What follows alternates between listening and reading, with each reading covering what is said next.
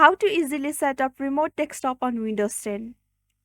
Hello everyone, welcome to our channel.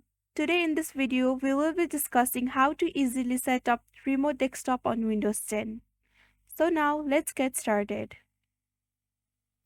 First of all, to enable remote desktop on your Windows 10 computer, click the Start button and type Remote Desktop Settings in the search box. From the search results, select Remote Desktop Settings, then toggle the switch to enable Remote Desktop. You will need the name of your computer as you will be required to enter it when connecting from another computer. To find your computer's name, click the Start button and type computer name. The search results will display the name of your device. Alternatively, you can right-click the Start button and select System from the list and look under Device Specification where you will see the device name. Make a note of your computer's name, then go to another Windows 10 PC to connect to it.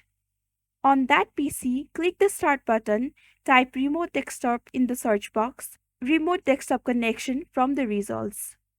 Enter the name of the computer you want to connect and click Connect. Now, you will then be prompted to enter your username and password.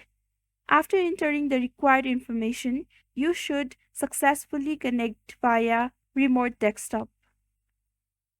So this is how we can easily set up remote desktop on Windows 10.